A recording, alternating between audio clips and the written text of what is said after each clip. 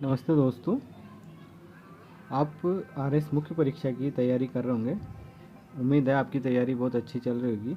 देखिए, फिजिक्स के लगभग 3 प्रश्न या 4 प्रश्न आते हैं मुख्य परीक्षा में, और दो या दो 3 प्रश्न छोटे होते हैं और एक प्रश्न बड़ा होता है।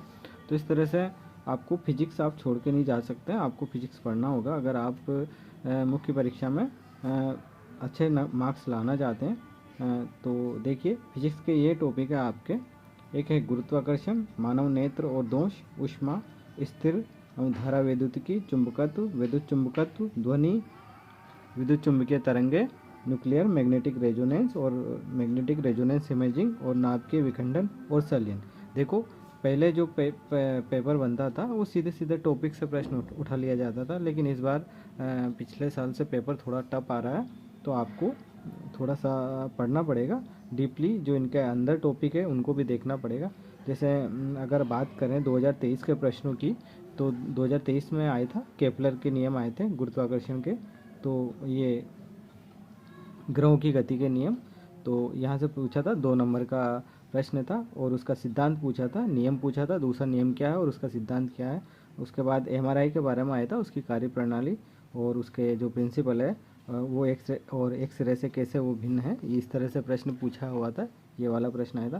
तो इस तरह से 10 नंबर का ये और 2 नंबर का ये, तो 12, और उसके अलावा 1-2 प्रश्न और थे, वो मैं बताऊंगा आपको। अगर 2021 की बात करें तो 2021 में प्रश्न आया था मानव नेत्र से, और आरटीपीसीआर के बारे में प्रश्न आया था। आरटीपीसीआर से 10 नंबर का प्रश्न आया था, और विखंडन और नाभिकीय संलयन में अंतर आया था। इस तरह से फिजिक्स के 3 या 4 प्रश्न जरूर आते हैं।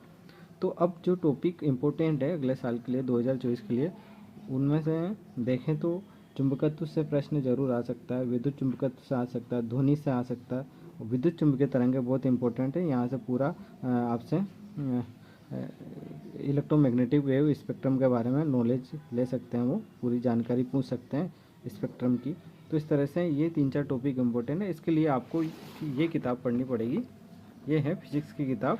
यहाँ पे ये 4-5 टॉपिक पूरे दिए हुए हैं। अगर आप चाहते हैं कि आपके अच्छे मार्क्स आएँ तो आपको ये टॉपिक पढ़ने होंगे। इसमें आराम से सारे टॉपिक मिल जाएंगे आपको। ये 12वीं की किताब है, 12वीं की भौतिकी की किताब है। तो आप ये किताब पढ़िए, और अगर आपको इन टॉपिक को पढ़ना है तो मैं आपको पढ़ा सकता हूँ। आप प्लीज़ कमेंट्स करिएगा।